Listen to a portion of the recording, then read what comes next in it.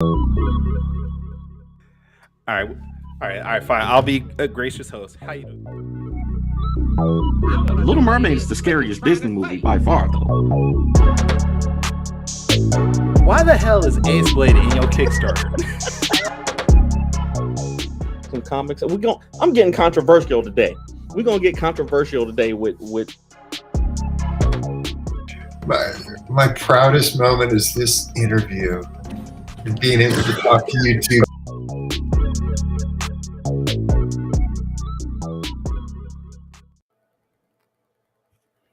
I still feel like he was lying. You really think that? Like, honestly, you really think he lied to us about that? I know he said it and he probably meant it in the moment, but there's no way. I feel like he was lying to us just to make us feel better. You're telling me that Savage Dragon creator, one of the founders of Image Comics, one of the most influential creators, not just writer or artist, but creator of Spider-Man in the last 40 years, lied to us about being on our podcast? I feel like he's had prouder moments. That's all I'm saying. I don't know. No, I truly believe we were higher on his list. I mean, having the birth of his kids is not even close to us. Being the creator of Savage Dragon, not even close. I mean, there's nothing else that could compare to being on our show. I mean, if you say so. I truly believe that in my heart of hearts. I should. How you been doing, Kyron? Dude, bruh, I am exhausted. My feet hurt, my legs hurt, my body hurts. I mean, I hate that I am in so much pain in places I don't remember I have pain. But you know what? It's been a fun weekend. Yeah, it's been fun, man.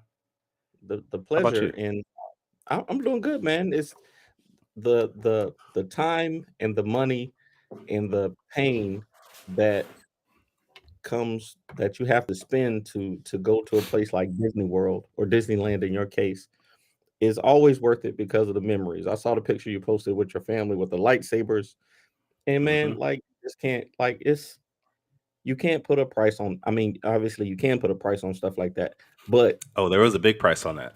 There's a big price on it, but it's just something fun, and it's like the experiences, man, that you just don't forget, and it's just great to do. All right, I messed up your intro, so I'll let you.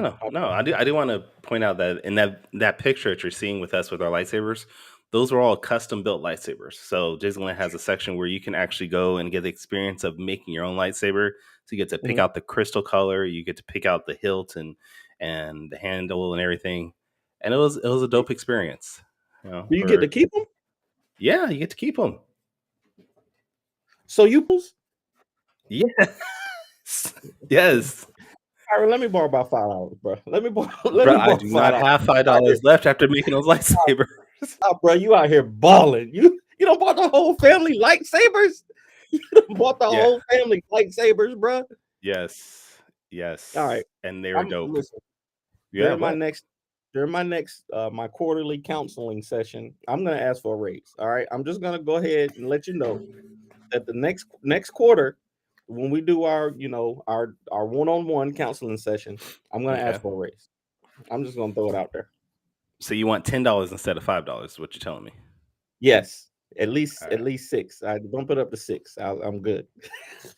All right, so I'm just gonna put this out here right now. I am looking for a new co-host for the Four Tales podcast because brother ain't got money like that. So. or at least next time you go, I need a purple lightsaber. That's the one thing that I want. Like my son bought me one, like a $10 Mace Windu lightsaber, and I love it. But I want the real deal to put up here in my studio, man. I want the real deal. You have to go because, like I said, you get to customize every inch of the lightsaber. So every part of the handle part you get to pick out. So you have to go yourself. I can't just buy it for you. And each lightsaber has a different persona. It's like mine's was nature and elemental. My son's got like justice and peace. So you got to determine what's the best fit for you. So you got to go, man. Let me know when you ride over here to the West Coast and you go to Disneyland. I'll come meet up with you. Nah. No. All right. I'll just go down to Florida and get the half experience of that, because it's too expensive. This okay. All right. Enough of our banter. That's the end of the show. All right. Seriously, let's get into this. Ladies and gentlemen, boys and girls, children of all ages, Taurus Comics in collaboration with Fourth Wall Productions proudly brings to you the Four Tales podcast. I am your host, Kyron Silver from Taurus Comics. Across the way is the Purple Jedi of Ace Blade, Danny J. Quick, and together we are your 2 award-winning blurred comic creators, here to help you find your next favorite comic. Again, we are live, as always, on Facebook, Twitter, Twitch, YouTube, and a host of other programs. So if you are listening or watching us live, thank you for support. But please do not forget to subscribe, share, and review this podcast, because all your positive reviews and interactions help us reach a higher and bigger audience. And if you want to maybe financially support the podcast, go to our website, fourtailspodcast.com, and get you some Four Tails swag like this amazing mug I have here. But enough about us shilling our stuff. Let's bring on today's guest. He is a creator and artist and writer of the book Voyage. He is, and I'm going to mess up his name, even though he told us his name. Zackary. Damn it. Marois. All right. Zackary Marois. No, see, nope, that's not it either. Let's bring the man on. All right, tell me again. How do you say it? Marois. Nope. Marois. See, Marois. I knew that was going to happen. Marois. And you know what? The only problem was I trusted Google last week. I looked it up and I was like, I typed in, how do you say this last name? And it brought me to a YouTube link that was saying it was Marois the entire time. And I was like, wow. Yeah, I know how to say it. And then he comes on and he's like, no, that's not how you say that. What are you talking about? That's not how you say that at all. Marois. Next, we're gonna start sending asking people to send a voice clip of how they say their name before the show, so we can be better prepared. That's what we're gonna start doing. I'll still screw it up, so it won't matter. Yeah. Still mess up. All right, what's going on, Zackary? How you doing? I'm doing good. Early in the morning on this side, so just got up recently, but I kind of getting ready for the day to go out and whatnot. So it's so far so good. Okay. So is it like 7 a.m. for you? It's actually 10 over here. 10? Yeah, 10:08. What part of the country you live in? I live in New Jersey, Bud Lake. Yeah. Nice. Wait, okay. This was it Butt Lake or Bud Lake? I'm sorry. Bud Lake.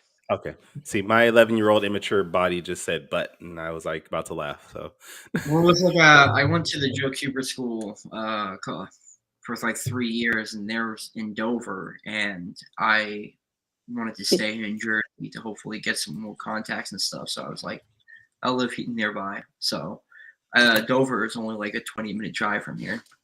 Nice.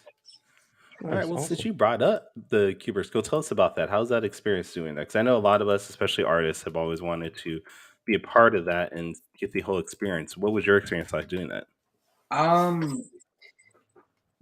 Being in the school, it's great in terms of being grinded down to like constant drawing, because that's exactly what I wanted to do, is to just keep drawing and drawing. In the situation that I was in, along with colleagues, was that we were in a shift, so pretty much the Kuberts were shifting out of the school, while Anthony Marquez, an editor at Dynamite, started coming in and taking over the school and whatnot. So pretty much like every single year, there was always something happening with the shift, and there was there's pros and cons to it, but when it comes to the work itself, I mean, I enjoyed the work. I loved all the narrative assignments. Every assignment I pretty much loved.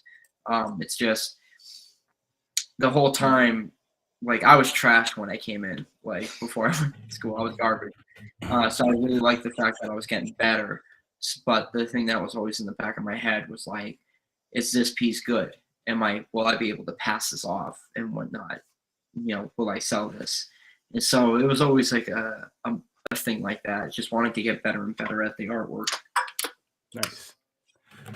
Yeah, I've always considered going to Cuber School, but as I got older and had a family, I was like, I can't afford that, and I don't have the time anymore. So it's always good to meet people that have gone through that experience. And it sounds like you at least recommend it if you had the possibility of doing it again. So anybody who's like really trying to improve their artwork and whatnot, I would recommend going to school because the school will make you better because also all you're doing is drawing. Like it's boot camp for artists. But you have to be willing to tear down this mental block that you have where you're like, I'm good. I'm good. I'm a good artist and whatnot. You have to like throw that all away and just kind of just be willing to want to learn. Just accept everything that's being thrown at you instead of being like, well, I'll take, he said my anatomy is wrong and I agree with that, but my background is definitely correct. That's for sure. They're like, no. Whatever they tell you, if it's wrong, it's wrong. And correct it. So, yeah, you just gotta, when you go in, you gotta be willing to open your mind up. Nice. I hate critiques. I know one thing that the reason that I don't even post my art online. I love drawing, I love coloring, I love it, but I hate the critiques. That's the one thing that I can't stand. So Kyron did a piece for me last year that I colored that I still haven't even showed him. And like one of my biggest apprehensions as a creator is just I don't want people to tell me my stuff is bad. And it's a fear that I need to get over because I know that everybody goes through it. I know it's something that every artist goes through, but it's one of those fears that I just can't get past. When it comes to specifically art and music, those two areas, I have a fear of putting my work out there and it being heavily criticized, and I just can't get past it. I've always gotten the worst critiques since middle school. I've grown to the most you could give me the harshest critique and I'll accept it. I'll eat it face value. And then I'll go back to my piece and I'm like, he is right at this. Like this is, this is wrong or whatever. So when I got to the Cuba school, when it came to critiques, that stuff was super, super easy. The only thing that in the first year, it irritated me little by little every now and then because I had a tendency to redo my assignments like completely. Like I'll stay up the whole night. Like I would constantly stay up like for nights on end just to like get homework done. And then I'll bring it in the next day with like seeing stars like up for critique and they say this is wrong. This is wrong. And I'm like, I just had this corrected. And now it's wrong again. And then I'll go back and I'll do the whole piece over again and have the instructor. Only it's cool because the piece got better and better, but in my eyes, I'm just like, how is it still wrong? Yeah. I think as artists, we all struggle with that. Yeah. Yeah. Yeah. There's such a subjective nature to art also because everything can be stylized. So I understand when it comes to assignments and they say, okay, I want you to draw this specific thing, but if it's your interpretation as an artist and it's what you create, then how can you say it's wrong or how can you say, you know what I mean? But it's I feel you on that. That's a tough one. I think my response to that would be so everyone in the beginning, including myself, we all draw we were all drawing all these different types of things, and then our excuse was when somebody says something, well, that's my style. That's how I decide. That's how I draw it. it's wrong. Like at the end of the day, it's wrong whether it's your style or not, because the thing is you didn't understand the foundation of art, like how to properly draw, for example, like a face, how to properly draw a face and really understand how it works. And then once you do understand that, then you can go ahead and pull back the details and stylize it your way. When I went into, like I said, when I went into the school, and I was drawing, I did see some individuals that would say that excuse, but then after they just kind of let it, they ate it, and they pretty much went back to the drawing board. They would go ahead and just follow what they said, and then they were able to push back and stylize it after they fully understood it. So I've seen like great, styles of artwork from like people that went to the school and whatnot. It's just you have to go through the foundation of art first. You have to understand. Right. Yeah. That foundation is always important to be able to. I mean, even especially with comics and animation, you have to know, basic anatomy. You got to know how the body works in order to, represent it on paper or in animation. So I 100% agree with you there. Hey, no yawning on this show. What's going on? Man, it's early, bro. It's early. You cannot say it's early to me. All of us didn't just leave Disney yesterday. You're probably still hopped off that Disney, that Mickey Mouse mask. So Whatever. All right. So we do want to talk about your book, Voyage. So tell us a little bit about that, like where that idea came from, the story behind it, things like that. Give us some details on that. So I've had, man. All right. Oh, he had to stop. He had to stop and get ready for this. Just figuring out where to start. So like I had the idea since I was in middle school, and it was really about the species of Sonderon, which he's a Cometan. And I started with the alien species. And before I went to the school, the idea came in 7th grade. So as the years progressed, I never had an individual to represent his species. And it wasn't until the year before the middle school that I had like this dream where it was like this quote unquote defender of his, like of his space sector and whatnot. Very cheesy, very like stupid, but that's like all ideas. All ideas are dumb until you keep working at it and grinding, and then it will become like amazing. So when I went into the school, every single week, man, I was writing pages. I was drawing. I was like doing all these character designs and stuff, and it started fleshing it like one month after another. And then the thing with me is I'm not a writer. Like I know how to draw it visually, put it on paper, but explaining it in full-on detail in a writing format, I have a strong difficulty in that. So I self-published my first graphic novel, Voyage Anthology Volume 1. In this, I started in the 2nd school, and it finished in the following year, my 3rd year. And at that point, one of my colleagues, Brett Malagrano, who has a gift for writing, I asked him for help to go ahead and fine-tune the origin, because my stuff was focusing a lot. I had a lot in the beginning, but I was focusing in the midsection, because a lot of professionals say that if you have an idea for a character, don't worry about the beginning. Start in the middle, because that's what you're currently envisioning them doing. And then when you do that, the key components in the middle of their adventures and whatnot will help, give you ideas and solutions to how the beginning of their story will start. And that's what I was doing. So when I asked Brett for help, he took everything that I have for his origin, and he found a way to unify it in such a beautiful way that I was like, dude, do you want to become the writer for this? And the way him and I worked together, and made that product. When you read Voyage, that's your first impression of the character. And because of that, Brett is just as much as a co-creator of the character as I am, because you're not just getting what I created and made through the years, you're also getting what Brett has written into it, which gives it its personality, and that's important. Nice.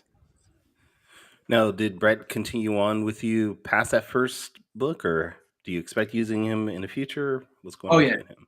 So right now, me and Brett are in the middle of some legal stuff when it comes to the character, and we have a big thing planned for it. So basically, Voyage is an ongoing series. For Voyage Melting Pot, it failed on the Kickstarter that was supposed to be my last anthology book with Sonderon, where he was like the host of like a 16 storied anthology book. And I was like, because it didn't work out, I'm not going to let it stop me. I'm going to keep moving forward. I've always intended Sonderon to be an ongoing series. I just didn't have enough finalized in his main story to go ahead and start his series yet. Now I do with Brett. So issue 1 is supposed to launch in Kickstarter in around September, October. So I'm waiting on the script from him right now. I should be getting it this week. And pretty much, essentially, like what Sonderon, like who Sonderon is, he's a Kemetan. Excuse me. He's a Kemetan on the far reaches of space, and he is exiled from his star system. He is tasked to finding these pieces called the Spirit Knot, and this is supposed to unify the universe once more from like generations of pain and suffering and whatnot. It's a story of old that people now just tell their kids at bedtime to make them behave and whatnot. If they misbehave, they tell them a lesson and whatnot. So that it's become passed down generation to generation to people think it's just that stories when it couldn't be farther than the truth. And so Sonderon, he had his own hero's journey in his own star system, but his star system no one went in. It was secluded because it was considered a cursed system, because that's where all the the BS started. So when he came out and starts this whole adventure, he's basically a baby in the universe. He's the minority in the universe. Doesn't know anybody.